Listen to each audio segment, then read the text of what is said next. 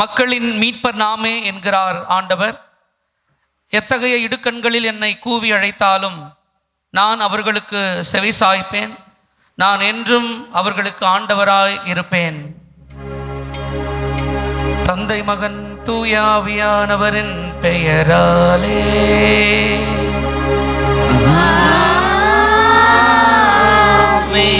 நம் ஆண்டவராகிய இயேசு கிறிஸ்துவின் அருளும் கடவுளின் அன்பும் தூயாவியானவரின் நட்புறவும் உங்கள் அனைவரோடும் இருப்பதாக.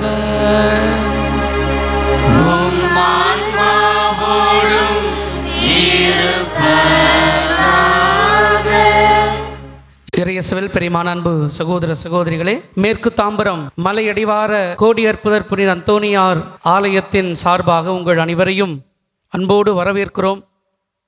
இந்த பங்குதளத்தின் கூடுதல் சிறப்பு, கோடி அற்புதரின் முதல் நிலை திருப்பண்டம் எங்கள் ஆலயத்திலே ஸ்தாபகம் செய்யப்பட்டிருக்கிறது. ஃபர்ஸ்ட் கிரேட் ரெலிக் என்று சொல்லப்படுகிற கோடி அற்புதருடைய எலும்பு திருப்பண்டம் ஆலயத்திலே ஸ்தாபகம் செய்யப்பட்டிருக்கிறது. கோடி அற்புதங்கள் இங்கே தேடி வருவோருக்கு, விசுவாசிகளுக்கு நிகழ்ந்து கொண்டிருக்கிறது என்பதற்கு நாங்கள் சாட்சிகள். எனவே இந்த ஆலயம் தேடி வாருங்கள். கோடி அற்புதரின் பரிந்துரை வழியாக உங்கள் ஜபங்களை ஏறிடுங்கள். மாதா தொலைக்காட்சி வழியாக, யூடியூப் இணையதளம் வழியாகவும் இந்த கல்வாரி பலியை காணுகின்ற அனைத்து சகோதர சகோதரிகளின் உடல் உள்ள ஆன்ம நலன்களுக்காகவும் உங்களுடைய கருத்துக்கள் நிறைவேறவும் இந்த கல்வாரி பலியை ஜபித்து ஒப்புக் கொடுக்கிறோம். இந்த தெய்வீக பலியை நாம் தகுதியோடு கொண்டாட தடையாக இருக்கிற நம்முடைய பாவங்கள், பலவீனங்கள், குற்றம் குறைகளை தாழ்ச்சியோடு ஏற்றுக்கொள்வோம். ஆண்டவரிடம் மன வருந்தி மன்னிப்பு கேட்போம்.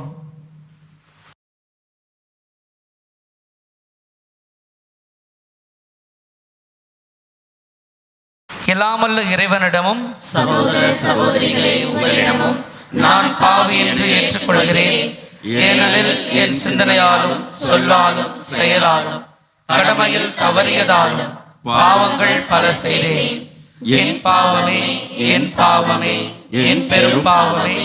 ஆகையால் எப்பொழுதும் கன்னிகையான புனித மரியாவையும் வானதூதர் புனிதர் அனைவரையும், சகோதர சகோதரிகளே உங்களையும் நம் இறைவனாகிய ஆண்டவரிடம் எனக்காக வேண்டிக் கொள்ள மன்றாடுகிறேன். எல்லாமல் அன்பு இறைவன் நம் மீது இரக்கம் வைத்து நமது பாவங்கள், பலவீனங்கள், குற்றம் குறைகள் அனைத்தையும் மன்னித்து நம்மை முடிவில்லாத பேரின்ப வாழ்வுக்கு அழைத்துச் செல்வாராக. ஆமென்.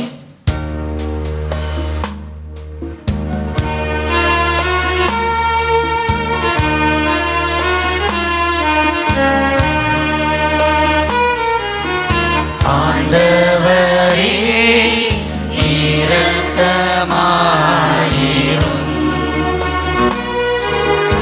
ஆண்டவரே இரக்கமாயிரும். கிறிஸ்துவே இரக்கமாயிரும். கிறிஸ்துவே இரக்கமாயிரும்.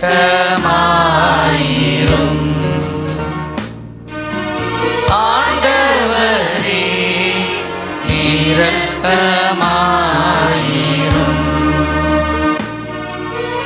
ஆண்டவரே இரக்கமாயிரும்.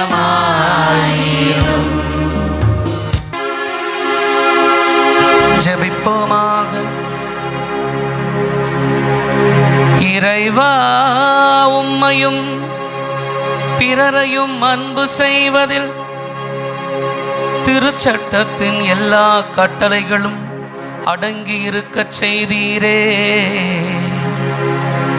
உம் கட்டளைகளை கடைபிடிக்கும் நாங்கள் முடிவில்லா வாழ்வுக்கு வந்து சேரும் தகுதி பெற எங்களுக்கு அருள் புரிவீராக.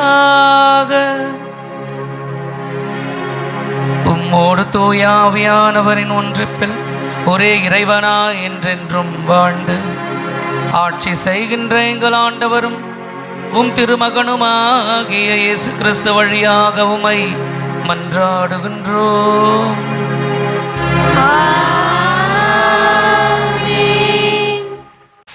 என் இல்லத்தை மீண்டும் கட்டி எழுப்புங்கள், அது எனக்கு உகந்ததாயிருக்கும். அங்கே நான் மாட்சியுடன் விளங்குவேன். இறைவாக்கினர் ஆகாய் நூலிலிருந்து வாசகம். அதிகாரம் 1, இறை வசனங்கள் 1-8 முடிய. தாரியு அரசனது 2ஆம் ஆட்சி ஆண்டின் 6ஆம் மாதம் முதல் நாளன்று இறைவாக்கினர் ஆகாய் வாயிலாக ஆண்டவரின் வாக்கு அருளப்பட்டது. அது யூதாவின் ஆளுநரும் செயல்தியேலின் மகனுமான செருபாபேலுக்கும் தலைமை குருவும் யோசதாக்கின் மகனும் ஆகிய யோசுவாவுக்கும் அருளப்பட்ட செய்தி. படைகளின் ஆண்டவர் கூறுவது இதுவே: ஆண்டவரது இல்லத்தை மீண்டும் கட்டியெழுப்புவதற்குரிய காலம் இன்னும் வரவில்லை என்று இந்த மக்கள் சொல்கிறார்கள். அப்பொழுது இறைவாக்கினர் ஆகாய் வாயிலாக ஆண்டவரது வாக்கு அருளப்பட்டது: இந்த கோவில் பாழடைந்து கிடக்கும் இந்நேரத்தில் நீங்கள் மட்டும் மாட மாளிகைகளில் குடியிருக்கலாமா? ஆதலால் இப்பொழுது படைகளின் ஆண்டவர் கூறுவதை கேளுங்கள். உங்களுக்கு நிகழ்ந்திருப்பதை நினைத்து பாருங்கள். நீங்கள் விதைத்தது மிகுதி, அறுத்ததோ குறைவு. நீங்கள் உண்கிறீர்கள், ஆனால் உங்கள் வயிறு நிரம்புவதில்லை. நீங்கள் குடிக்கிறீர்கள், ஆனால் நீங்கள் நிறைவு அடைவதில்லை. ஆடை அணுகிறீர்கள், ஆனால் உங்களுள் எவருக்கும் குளிர் நீங்கவில்லை. வேலையாள்தான் கூலியாக வாங்கிய பணத்தை பொத்தலான பையில் போடுகிறான். உங்களுக்கு நேர்ந்துள்ளதை நினைத்து பாருங்கள் என்று சொல்கிறார் படைகளின் ஆண்டவர். எனவே மலைக்கு சென்று மரம் கொண்டு வாருங்கள்.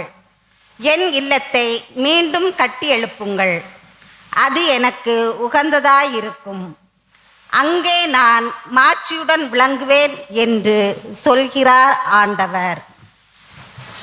ஆண்டவரின் அருள்வாக்கு. இறைவனுக்கு நன்றி. திருப்பாடல்கள் 149 அல்லவி. ஆண்டவர் தம் மக்கள் மீது விருப்பம் கொள்கின்றார். ஆண்டவர் தம் மக்கள் மீது விருப்பம் கொள்கின்றார். ஆண்டவருக்கு புதியதொரு பாடலை பாடுங்கள். அவருடைய அன்பர் சபையில் அவரது புகழை பாடுங்கள். இஸ்ரேல் தன்னை உண்டாக்கினவரை குறித்து மகிழ்ச்சி கொள்வதாக. சியோனின் மக்கள் தம் அரசரை முன்னிட்டு களி கூர்வன. பல்லவி. ஆண்டவர் தம் மக்கள் மீது விருப்பம் கொள்கின்றார். நடனம் செய்து அவரது பெயரை போற்றுவார்களாக.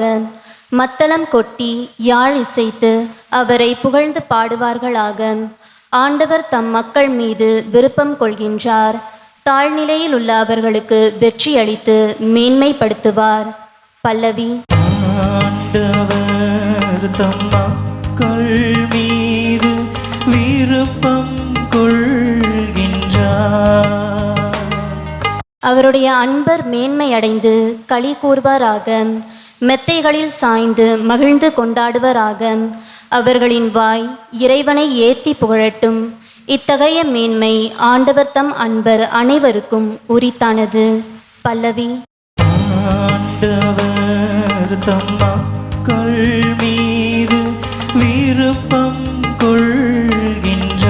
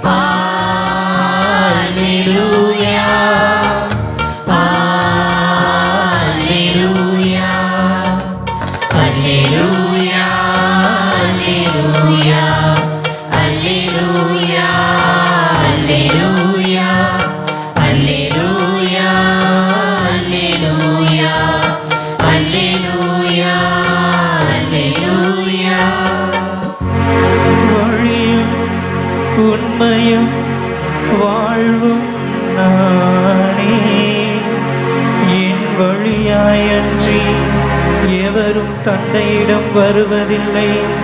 அல்லேலூயா. அல்லேலூயா அல்லேலூயா அல்லேலூயா அல்லேலூயா. ஆண்டவர் உங்களோடு இருப்பாராக. ஆன்மாவோடும் இருப்பாராக. புனித லூக்கா எழுதிய தூய நற்செய்தியிலிருந்து வாசகம். ஆண்டவரே மாட்சி உமக்கே.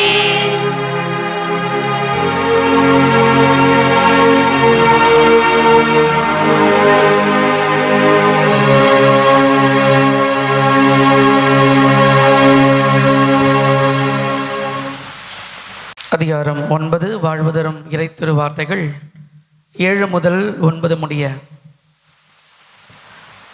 அக்காலத்தில் நிகழ்ந்தவற்றையெல்லாம் குறுநில மன்னன் ஏரோது கேள்வியுற்று மனம் குழம்பினான். ஏனெனில் சிலர் இறந்த யோவான் உயிருடன் எழுப்பப்பட்டார் என்றனர்.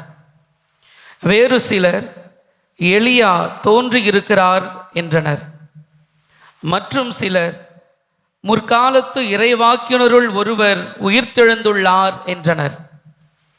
ஏரோது, யோவானின் தலையை நான் வெட்டச் செய்தேனே, இவர் யாரோ? இவரை பற்றி இவ்வாறெல்லாம் கேள்விப்படுகிறேனே என்று சொல்லி இயேசுவை காண வாய்ப்பு தேடிக் கொண்டிருந்தான்.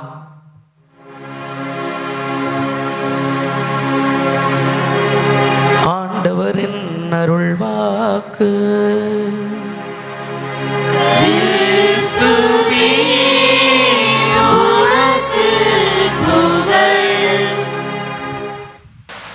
இயேசுவில் பிரியமான அன்பு சகோதர சகோதரிகளே, கடந்த செப்டம்பர் மாதம் 10ஆம் தேதி முதல்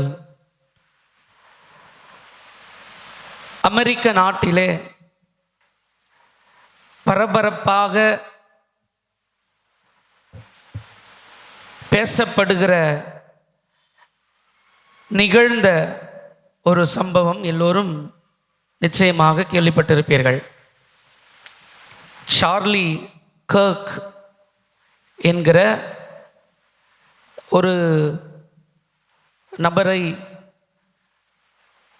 அவர் ஒரு கல்லூரியிலே கல்லூரி மாணவர்களோடு ஒரு உரையாடல் நிகழ்த்தி கொண்டிருக்கும் போது கழுத்திலே துப்பாக்கியால் சுடப்பட்டு கொல்லப்பட்டு அந்த சம்பவ இடத்திலே இறந்து போனார்.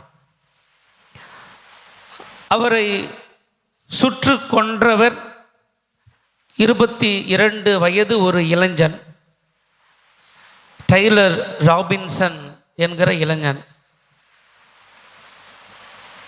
அவரை கைது செய்து, ஏன் அவரை நீ கொன்றாய், எதற்கு அவரை நீ சுட்டு கொலை செய்தாய் என்று கேட்கும்போது, அவர் மாணவர்கள் மத்தியில் இளைஞர் மத்தியில் ஏற்படுத்திய தாக்கத்தை என்னால் சகித்து கொள்ள முடியவில்லை, என்னால் பொறுத்து கொள்ள முடியவில்லை என்று பதில் சொல்கிறான். என்ன அப்படிப்பட்ட தாக்கத்தை அவர் ஏற்படுத்தினார்? அவர் எதை இளைஞர்கள் மத்தியிலே மீண்டும் விதைக்க விரும்பினார் அப்படின்னா,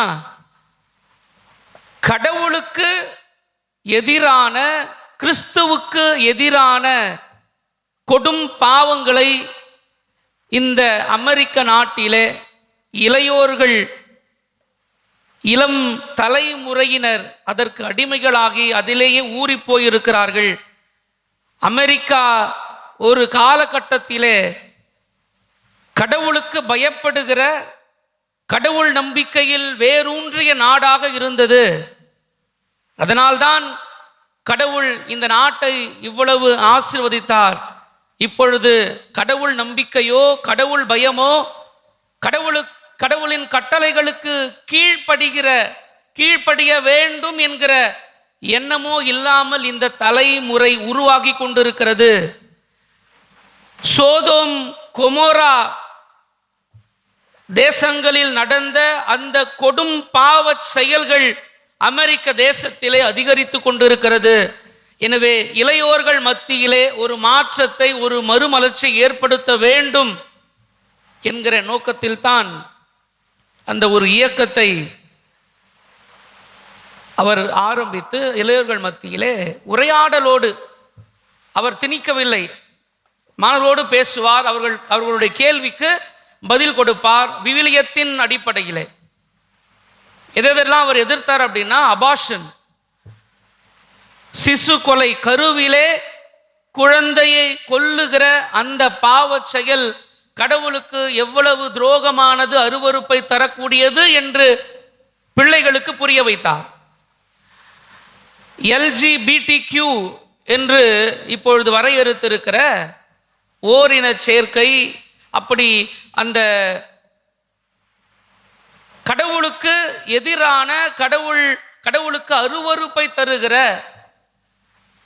அந்த செயல்கள் எல்லாம் கடவுளின் திட்டத்திற்கு, கடவுள் மனிதனை படைத்த நோக்கத்திற்கு எதிரானவை என்பதையெல்லாம் சொல்லி பிள்ளைகள் மத்தியிலே, அந்த இளையோர்கள் மத்தியிலே ஒரு மறுமலர்ச்சியை ஏற்படுத்தி கொண்டிருக்கிறார். இதை சகிக்க முடியாமல் அவர் என்ன சொல்வது? அபார்ஷனை பற்றி பேசுவதற்கு நீ யார்? ஓரின சேர்க்கை பற்றி மற்ற நாங்கள் இளையோர்கள் இன்பத்தை அனுபவிப்பதை தடை செய்வதற்கு நீ யார்? மக்கள் இந்த இளையோர்கள் மத்தியிலே இப்படி குழப்பத்தை ஏற்படுத்துவதற்கு நீ யார் என்று என்னால் அவர் ஏற்படுத்திய தாக்கத்தை ஏற்றுக்கொள்ள முடியவில்லை, சகித்து கொள்ள முடியவில்லை. அதனால் தான் கொன்றேன் என்கிறான் அந்த டெய்லர் ராபின்சன் என்கிற இளைஞன். இன்று நற்செய்தியில இந்த டெய்லர் ராபின்சனுடைய அதே மனநிலையை வெளிப்படுத்துகிற ஒரு கேரக்டரை தான் நம்ம ஏரோது அரசனில் பார்க்கிறோம். ஏரோது அரசன் ஆண்டவர் இயேசுவை பற்றி கேள்விப்பட்டு அவனுடைய மனநிலை என்னவாகிறது பாருங்கள். முதல்ல அவன் குழப்பமுறுகிறான். He was confused. எதற்கு அவன் குழப்பமுறுகிறான் அப்படின்னா, மக்கள் இயேசுவை பற்றி பரவலாக பேச ஆரம்பிக்கிறார்கள். யூசுவலா அரசர்கள் ஒற்றர்களை வைத்திருப்பார்கள் தானே, சீக்ரெட் ஏஜென்ட்ஸ் எல்லாம் வச்சிருப்பாங்க. நாட்டில் நடக்குது, யார் என்ன பண்றா, பிரபலமான ஆட்கள் எல்லாம் என்ன செய்கிறார்கள் என்பதையெல்லாம் அவருடைய ஒற்றர்களை வைத்து கண்காணிப்பார்கள். அப்படி ஏரோதுக்கு இயேசுவை பற்றிய தகவல்கள் வருகிறது. என்னவெல்லாம் வருகிறது? இவர் இறந்த யோவான், அவர் உயிர் பெற்று எழுந்து விட்டார். இவர் எலியா இறைவாக்கினர். எலியா இறைவாக்கினர் யார் என்பது நிச்சயமாக ஏரோதுக்கு தெரியும். திருமுழுக்கு யோவான் எப்படிப்பட்டவர் என்பது ஏரோதுக்கு தெரியும். இதோடு கூட ஏரோது என்னென்னலாம் இயேசுவை பற்றி கேள்விப்பட்டிருப்பான் அப்படின்னு நீங்க பார்த்தீங்கன்னா, இயேசுவை பற்றிய அந்த செய்திகள் 4வது அதிகாரத்திலிருந்தே ஆரம்பிக்கிறது. நம்ம லூக்கா நற்செய்தி இப்போ 9வது அதிகாரத்தில் 7-9 வாசிக்க கேட்டோம். இயேசு பற்றிய செய்தி, இயேசு ஆண்டவர் அவர் பாலின் இடத்திலே அலகையால் சோதிக்கப்பட்டு திரும்புகிறார். கலிலேயாவில் பணியை தொடங்குகிறார். வல்லமையாகி செயலாற்றுகிறார். அவருடைய பற்றிய பேச்சு சுற்றுப்புறம் எங்கும் பரவுகிறது. இயேசு தன் வந்த நோக்கம் என்ன என்பதை எசையா புத்தகத்திலிருந்து தொழுகை கூடத்திலே வாசிக்கிறார். ஆண்டவருடைய ஆவியின் மேல் உள்ளது, அவர் என்னை அபிஷேகம் செய்துள்ளார். அவர் ஏழைகளுக்கு நற்செய்தியை அறிவிக்கவும், சிறைப்பட்டோர் விடுதலை அடைவர், பார்வையற்றோர் பார்வை பெறவர் என முழக்க விடவும், ஒடுக்கப்பட்டோரை விடுதலை செய்து அனுப்பவும், ஆண்டவர் அருள் தரும் ஆண்டினை முழக்கமிட்டு அறிவிக்கும் அவர் என்னை அனுப்பியுள்ளார் என்று தன்னுடைய வாழ்வின், தன்னுடைய பணியின் நோக்கத்தை அங்கே பறைசாற்றுகிறார். வல்லமையோடு போதிக்கிறார். அவர் போதனையை கேட்டவர்கள், என்னே இவருடைய போதனை, எப்பேற்பட்ட போதனை என்றெல்லாம் இயேசுவை பற்றி பேசிக்கொள்கிறார்கள். அதற்கு பிறகு முதலாக பேய் பிடித்தவரை ஆண்டவர் இயேசு குணமாக்குகிறார்.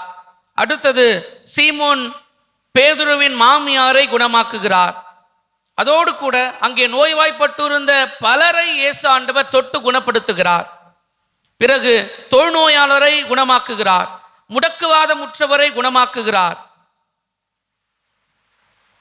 கை சூம்பியவரை 6வது அதிகாரத்தில் கை சூம்பியவரை குணமாக்குகிறார். நூற்றுவ தலைவருடைய மகனை குணமாக்குகிறார். நயின் கைம்பெண் மகனை உயிர் பெற்றெழச் செய்கிறார். இறந்து பாடையில் தூக்கி கொண்டு அடக்கம் செய்ய போனவனை பாடையை தொட்டு இயேசு குணப்படுத்தி அவனை உயிர்ப்பிக்க செய்து அந்த கைம்பெண் தாயிடம் ஒப்படைக்கிறார். பாவியான அந்த பெண் நறுமணம் தைலம் பூசுகிறார். இப்படி இயேசுவை பற்றி ஏரோது அவருடைய வல்லமை என்ன, அவர் எப்படி செயலாற்றுகிறார், அவருடைய வார்த்தையின் வழியாக அவர் செயலின் வழியாக எப்படியெல்லாம் செயலாற்றுகிறார் என்பதை அறிய வருகிறான் ஏரோது. ஆனால் இயேசுவை பற்றி அவன் அறிய வரும்போது அவனுடைய எண்ணம் குழப்பமுறுதல், இயேசுவை காண வேண்டும் என்கிற ஒரு எண்ணம், கியூரியாசிட்டி. இப்படிலாம் கேள்விப்படும், அப்படி யாரு தான் அப்படின்ற அந்த ஒரு எதிர்பார்ப்போடு, ஒரு என்டர்டெயின்மெண்ட், ஒரு பொழுதுபோக்கான ஒரு தேடலாக தான் இயேசுவை பார்க்க வேண்டும் என்கிற எண்ணம் அவனுக்கு வருகிறது. பிரியமான அன்பு சகோதர சகோதரிகளே, இறை வார்த்தை இன்று நமக்கு கொடுக்கிற அழைப்பு என்ன அப்படின்னா, நான் இயேசுவை எதற்காக தேடுகிறேன், இயேசுவை நான் எதற்காக பார்க்க வேண்டும் என்று ஆசைப்படுகிறேன், இயேசுவின் அனுபவம் எதற்காக நான் பெற வேண்டும் என்று நான் நினைக்கிறேன், என்னுடைய நோக்கம் என்ன, இயேசுவை தேடுவதன் நோக்கம் என்ன, இயேசுவை நான் பார்க்க வேண்டும் என்ற எண்ணத்தின் நோக்கம் என்ன, இயேசு அனுபவம் பெற வேண்டும் என்கிற நோக்கம் என்ன. ஏரோது மனமாற்றத்திற்காக இயேசுவை தேடவில்லை. இயேசு தன் வாழ்க்கையிலே ஒரு மாற்றத்தை அவர் ஏற்படுத்த வேண்டும். தன்னுடைய பாவ வாழ்வின் இயல்பிலிருந்து, இந்த பாவ சேற்றிலிருந்து ஆண்டவர் இயேசு என்னை மீட்டு விடுவார், என்னை கழுவி எனக்கு புது வாழ்வு கொடுத்து விடுவார் என்ற எண்ணமெல்லாம் அவனுக்கு இல்லை. இயேசுவை பற்றி அவன் இவ்வளவு கேள்விப்பட்டும் அவன் உண்மையான மனச்சான்று உள்ளவனாக இருந்திருந்தால், உண்மையான அவனுக்கு ஒரு கான்ஷியஸ்னஸ் இருந்திருந்தால், அவனுக்கு ஒரு குற்ற உணர்வு, ஒரு நல்ல மனிதனை, கடவுளுக்கு சான்று பகர்ந்த ஒரு மனிதனை நான் கொன்று விட்டேனே, அவராக இருப்பாரோ என்றெல்லாம் இவரை பேசிக்கொள்கிறார்களே. இவர் கடலை அடக்குகிறார், நோயை குணப்படுத்துகிறார், இறந்தவரை உயிர் பெற்ற செய்கிறார்.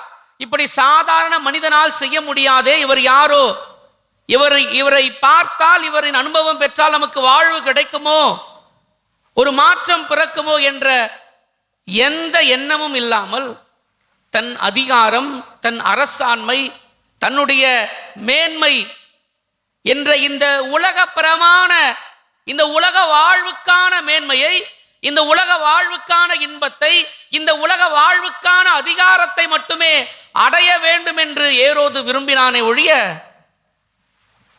இந்த வாழ்வை கடந்து ஒரு வாழ்வு உண்டு என்பதை அவன் மறந்தான். இந்த உலக வாழ்க்கையோடு முடிந்து விடுவது அல்ல நம்முடைய வாழ்வு. இதே போன்ற உண்மையான வாழ்வு, கடவுளுக்கு ஏற்புடையோராய் வாழ்பவர்களுக்கு நிரந்தர மகிழ்ச்சியை, நிரந்தர இன்பத்தை, நிரந்தர ஆசீரை, நிரந்தர மேன்மையை கடவுளோடு அனுபவிக்கிற ஒரு வாழ்வு உண்டு, ஒரு உலகம் உண்டு, அது பரலோகம் என்கிற அந்த தேடல் ஏரோதுவிடம் இல்லாமல் போனது. பிரியமான அன்பு சகோதர சகோதரிகளே, அவன் உடலை சார்ந்த, உலகை சார்ந்த இன்பத்தை மட்டுமே தேடினான். திருமுழுக்கு யோவான் அவரை, ஏரோதை கண்டித்ததற்கான காரணம் என்ன?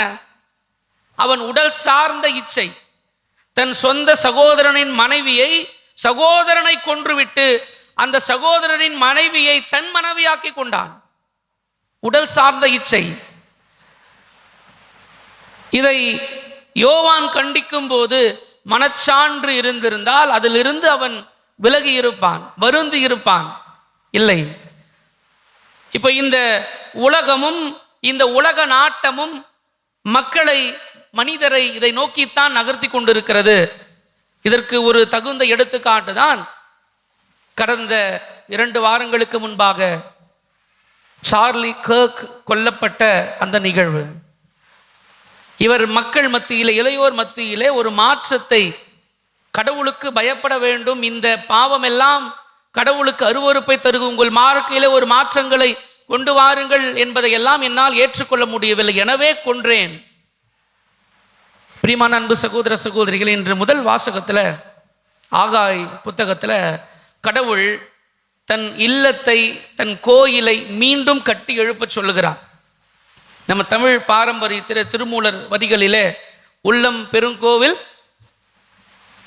உள்ளம் பெருங்கோவில் ஊனுடம்பு ஆலயம், உள்ளம் பெருங்கோவில் ஊனுடம்பு ஆலயம், இதையே தான் நம்முடைய பவுலடியார் பிரதிபலிக்கிறார். நீங்கள் தூய ஆவியானவர் வாழுகிற ஆலயம், கோயில் என்பது உங்களுக்கு தெரியாதா? தூய ஆவியானவர் கடவுளாய் உங்களில் குடியிருக்கிறார் என்பதை உங்களுக்கு தெரியாதா என்று பேசுகிறார். இப்போ ஆண்டவர் நம்முடைய உடலாகிய கோயிலை கட்டி எழுப்பும்படியாக அழைப்பு கொடுக்கிறார்.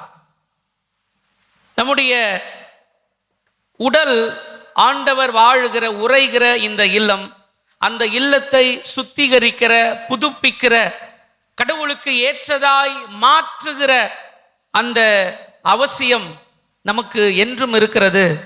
அதற்கு சுத்திகரிப்பதற்காகத்தான் இந்த உடலை கடவுளுக்கு ஏற்ற ஆலயமாக மாற்றுவதற்காகத்தான் இயேசுவை தேடுங்கள், தேடுங்கள், தேடுங்கள் என்று நம் திருச்சபை அழைப்பு கொடுத்து கொண்டே இருக்கிறது.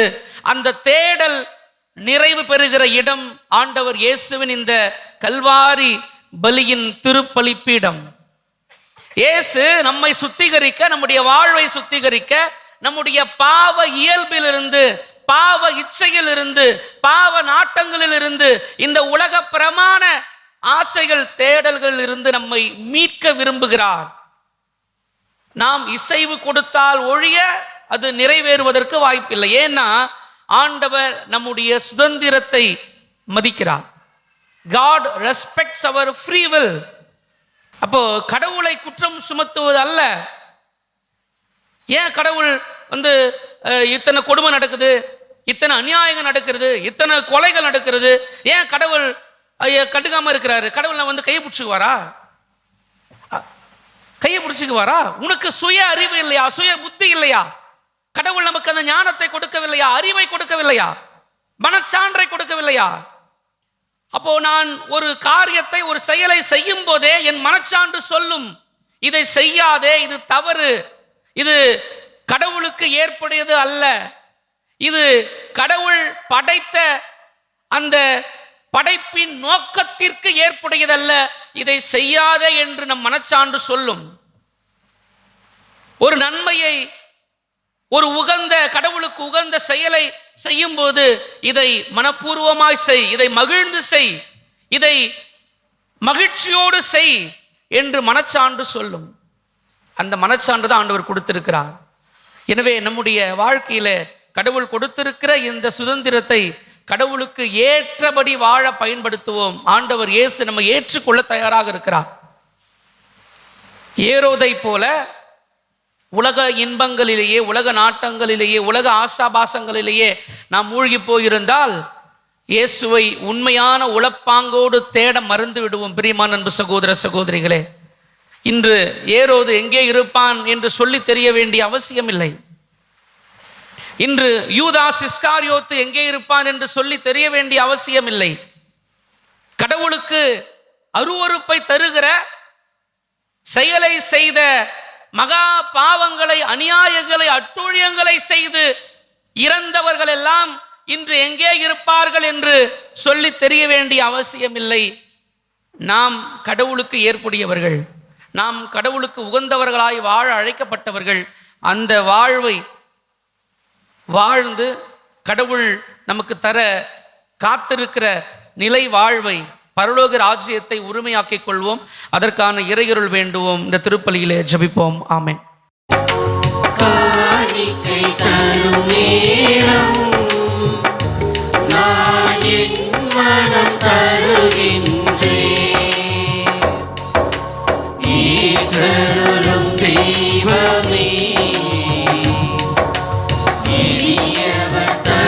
தருகின்ற காணிக்கையை ஏற்றருளும் தெய்வமே.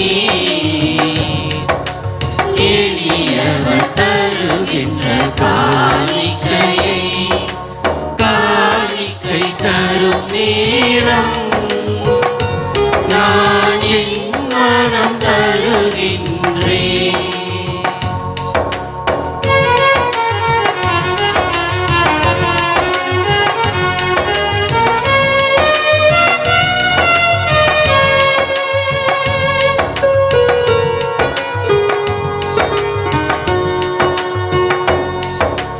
படைப்புகள் பலவாயினும் பரமன் உமக்கே சொந்தம். படைப்புகள் பலவாயினும் பரமன் உமக்கே சொந்தம். அதில் மலராகும் என் மனம். அன்புமிக்க சகோதர சகோதரிகளை நாம் இணைந்து ஒப்புக் கொடுக்கிற நம் ஆண்டவர் இயேசுவின் இந்த கல்வாரி பலி எல்லாமல்ல தந்தையாகிய இறைவனுக்கு ஏற்றதாகும்படி ஜெபியுங்கள். ஆண்டவர் தமது பேரின் புகழ்ச்சிக்காகவும் மாட்சிக்காகவும் நமது நன்மைக்காகவும் புனித திரு அவை அனைத்து நலனுக்காகவும் உமது கையிலிருந்து இப்பலியை ஏற்றுக்கொள்வாராக. ஆண்டவரே, உமக்களின் காணிக்கைகளை கனிவுடன் ஏற்றருள உம்மை வேண்டுகின்றோம். அதனால் நம்பிக்கையோடும் பக்தி பற்றுதலோடும் அவர்கள் எவற்றை அறிக்கையிடுகின்றார்களோ அவற்றை விண்ணக அருளடையாளங்களால் பெற்றுக்கொள்ள செய்தருள்வீராக. எங்கள் ஆண்டவராகிய கிறிஸ்து வழியாக உம்மை மன்றாடுகின்றோம்.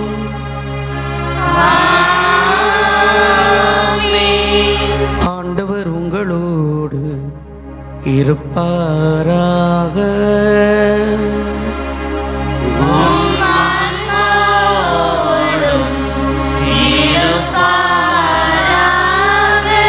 இதயங்களை மேலே எழுப்புங்கள்.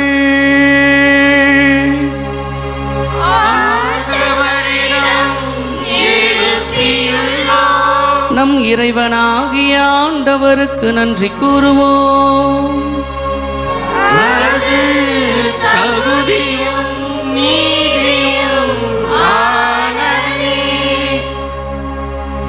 ஆண்டவரே, தூயவரான தந்தையே, என்றும் வாழும் எல்லாம் வல்ல இறைவா, உமன்பார்ந்த மகன் இயேசு கிறிஸ்து வழியாக எந்நாளும் எவ்விடத்திலும் நாங்கள் உமக்கு நன்றி செலுத்துவது மெய்யாகவே தகுதியும் நீதியுமாகும். எங்கள் கடமையும் மீட்புக்குரிய செயலுமாகும்.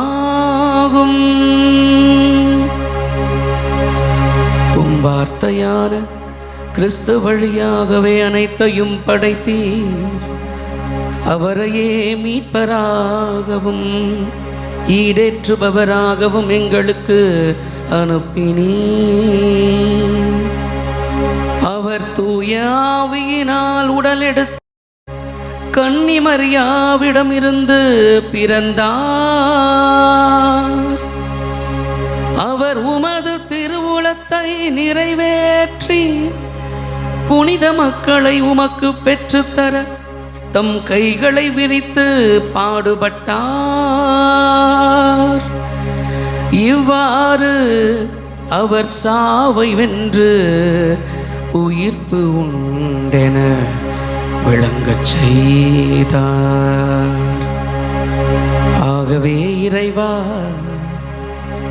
தூதரதி தூதரோடும் அரியணையில் அமர்வோர் தலைமை தாங்குவாரோடும் வான் படைகளின் சேனைகள் அனைத்தோடும் நாங்களும் சேர்ந்து உமக்கு புகழ்ச்சி பன்னிசைத்து முடிவின்றி ஒரே குரலாய் பாடுவதாவது: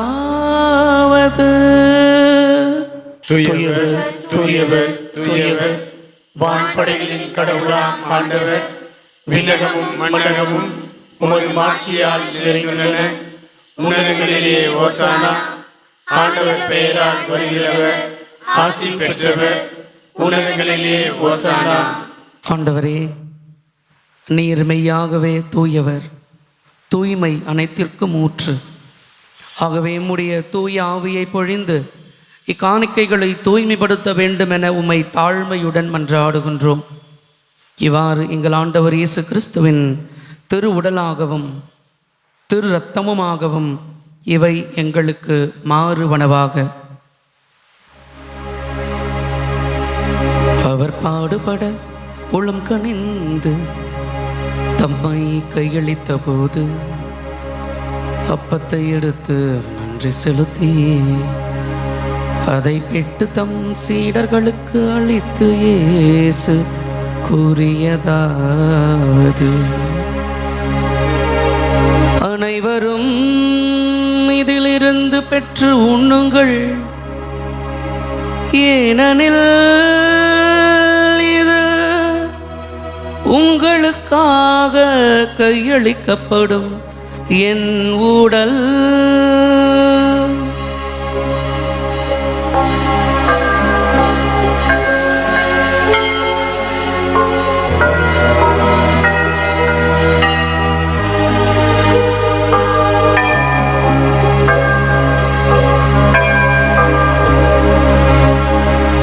அவ்வண்ணமே இரவு விருந்தை அருந்திய பின் கிண்ணத்தையும் எடுத்து உமக்கு நன்றி செலுத்தி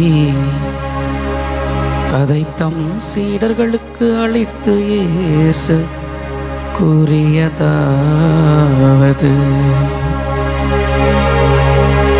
அனைவரும் இதிலிருந்து பெற்று பருகுங்கள், ஏனெனில் இது புதிய நிலையான உடன்படிக்கைக்குரிய என் இரத்தத்தின் கிண்ணம். இது பாவ மன்னிப்புக்கென்று உங்களுக்காகவும் பலருக்காகவும் சிந்தப்படும். இதை என் நினைவாக செய்யுங்கள்.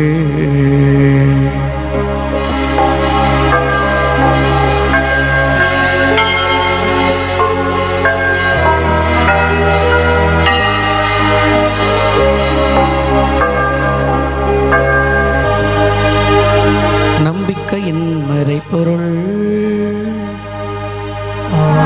ஆண்டவரே, நீர் வருவதும் உமது இறப்பினை அறிக்கையிடுகின்றோம். உமது உயிர்ப்பினையும் எடுத்துரைக்கின்றோம். ஆகவே ஆண்டவரே, நாங்கள் கிறிஸ்துவின் இறப்பினையும் உயிர்ப்பினையும் நினைவு கூர்ந்து வாழ்வு தரும் அப்பத்தையும் மீட்பளிக்கும் கிண்ணத்தையும் உமக்கு ஒப்புக் கொடுக்கின்றோம். உம் திருமுன் நின்று ஊழியம் புரிய தகுதியில்லாத பாவிகளாக எங்களை நீர் இரக்கத்தோடு உம் திருமகன் கிறிஸ்து வழியாக ஏற்றுக்கொண்டீரே. எனவே உமக்கு நன்றி செலுத்துகின்றோம். மேலும் கிறிஸ்துவின் உடலிலும் இரத்தத்திலும் பங்கு கொள்ளும் எங்களை தூய ஆவியானவர் ஒன்று சேர்க்க வேண்டும் என உம்மை தாழ்மையுடன் மன்றாடுகின்றோம். ஆண்டவரே, உலகெங்கும் பரவி இருக்கும் உமது திரு அவையின் நினைவு கூர்ந்தருளும்.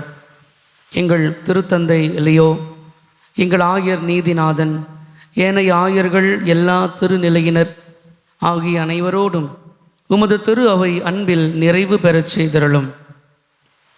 மேலும் உயிர்த்தெழும் எதிர்நோக்குடன் துயில் கொள்ளும் எங்கள் சகோதர சகோதரிகளையும் இறந்தோர் அனைவரையும் இரக்கத்துடன் நினைவு கூர்ந்து உம் திருமுக ஒளியினுள் ஏற்றுக்கொள்ளும்.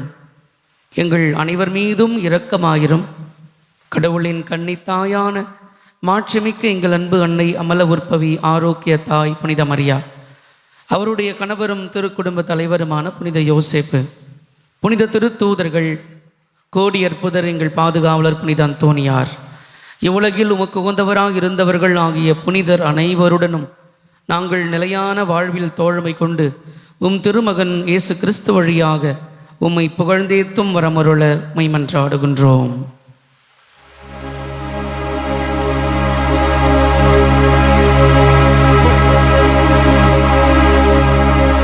இவர் வழியாக இவரோடு இவரில் என்றும் வாழும் எல்லாம் வல்ல தந்தையே,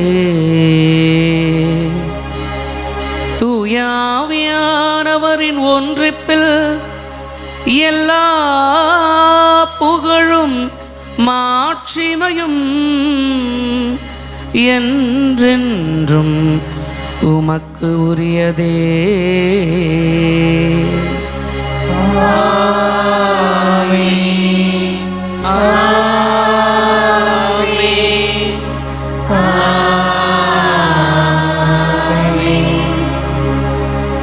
மீட்பரின் கட்டளையால் கற்பிக்கப்பட்டு இறைபடிப்பினியால் பயிற்சி பெற்ற நாம் துணிந்து பாடுவோம். விண்ணுலகில் இருக்கின்ற எங்கள் தந்தையே, உமது பெயர் தூயதெனப் போற்றப் பெறுக. உமது ஆட்சி வருக. உமது திருவுளம் விண்ணுலகில் நிறைவேறுவது போல மண்ணுலகிலும் நிறைவேறுக. எங்கள் அன்றாட உணவை இன்று எங்களுக்கு தாரும். எங்களுக்கு எதிராக குற்றம் செய்வோரை நாங்கள் மன்னிப்பது போல எங்கள் குற்றங்களை மன்னியும். எங்களை சோதனைக்கு விடவிடாதையும் தீமையிலிருந்து எங்களை விடுவித்தருளும். ஆண்டவரே, தீமை அனைத்திலும் இருந்தும் எங்களை விடுவித்து எங்கள் வாழ்நாளில் அமைதியை கனிவுடன் அருள உம்மை மன்றாடுகின்றோம். உமது பேரிரக்கத்தின் உதவியால் நாங்கள் பாவத்தில் இருந்து எப்போதும் விடுதலை பெற்று யாதொரு கலக்கமும் இன்றி நலமாக இருப்போமாக. நாங்கள் எதிர்நோக்கி இருக்கும் பேரின்பத்திற்காகவும் எங்கள் மீட்பராகிய இயேசு கிறிஸ்துவின் வருகைக்காகவும் காத்திருக்கின்றோம். ஆட்சியும் வல்லமையும் மாட்சியும் என்றென்றும் உமதே. ஆண்டவரே இயேசு கிறிஸ்துவே, அமைதியை உங்களுக்கு விட்டுச் செல்கின்றேன், என் அமைதியையே உங்களுக்கு அளிக்கின்றேன் என்று உமது திருத்தூதர்களுக்கு மொழிந்தீரே. எங்கள் பாவங்கள், பலவீனங்கள், குற்றம் குறைகள் அனைத்தையும் உமது பேரிரக்கத்தினால் மன்னித்து உமது திருவுளத்திற்கேற்ப எங்களுக்கு அமைதியை, ஒற்றுமையை, நல்வாழ்வை, உமக்குரிய நல்ல மனப்பாங்கை அளித்தருள திருவுளம் கொள்வீராக. என்றென்றும் வாழ்ந்து ஆட்சி செய்கின்றவர் நீரே.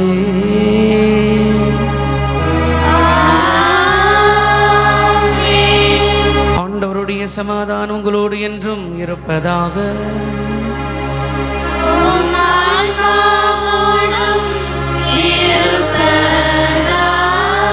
நம் ஆண்டவர் இயேசு கிறிஸ்து நமக்கு அருளும் சமாதானத்தை ஒருவர் மற்றவரோடு பகிர்ந்து கொள்வோம். உலகின் பாவங்களை போக்கும் இறைவனின் செம்மறியே, எங்கள் மேல் இரக்கமாயிரும். உலகின் பாவங்களை போக்கும் இறைவனின் செம்மறியே, எங்கள் மேல் இரக்கமாயிரும். உலகின் பாவங்களை போக்கும் இறைவனின் செம்மறியே, எங்களுக்கு அமைதியை அளித்தருளும். இதோ இறைவனின் செம்மறி, இதோ உலகின் பாவங்களை போக்குகின்றவர். இந்த செம்மறியின் திருவிருந்திற்கு அழைக்கப் பெற்ற நாம் அனைவரும் பேறு பெற்றோர். ஆண்டவரே, நீர் என் இல்லத்தில் எழுந்தருள நான் தகுதியற்றவள். ஆனால் ஒரு வார்த்தை மட்டும் சொல்லியருளும், எனது ஆன்மா நலமடையும். கிறிஸ்துவின் திருவுடலும் திரு ரத்தமும் நம்மை மீட்டு நமக்கு நித்திய நிலைவாழ்வளிப்பதாக.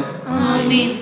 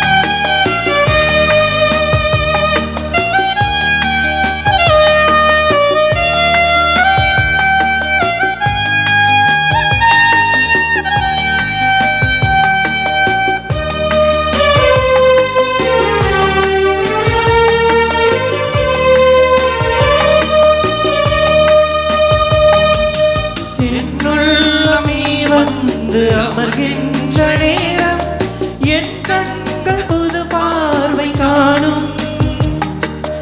என்னுள்ளம் நீ வந்து அமர்கின்ற நேரம் என் கண்கள் புது பார்வை காணும். என்னில் நீ ஒன்றாட நிலையான உறவில் புது வாழ்வு என்னை வந்து சூழும். எனில் வாழ்வது நீ அல்லவா, எனில் வாழ்வது நீ அல்லவா, உன் வாழ்வு எங்கள் வழி அல்லவா.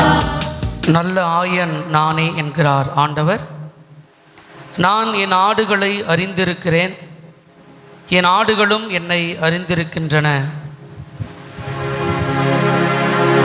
நன்றி கூறி மன்றாடு.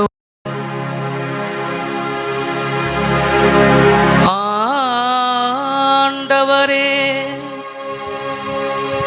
இரக்கமுள்ள தந்தையே, உம் அருளடையாளங்களால் புத்துயிர் பெற்ற எங்களுக்கு உமது இடையராத உதவியை கனிவுடன் என்றும் அருள்வீராக. அதனால் மீட்பின் பயனை இம்மறை நிகழ்வுகளிலும் அன்றாட வாழ்விலும் பெற்றுக்கொள்வோமாக. எங்கள் ஆண்டவராகிய கிறிஸ்து வழியாக உம்மை மன்றாடுகின்றோம்.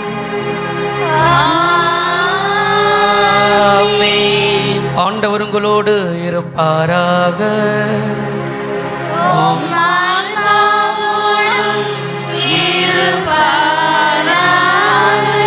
எல்லாம் வல்ல அன்பு இறைவன் தந்தை, மகன், தூயாவியானவரின் ஆசி உங்கள் மீது இறங்கி என்றென்றும் உங்களோடு தங்குவதாக.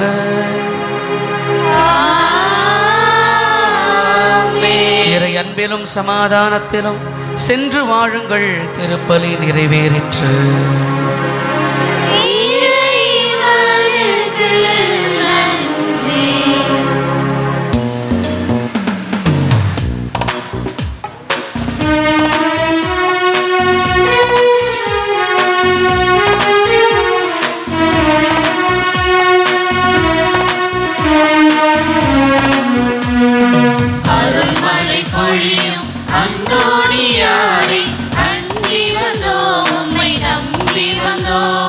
அருள் புரிவாய் என்றும் அரவணைப்பார்.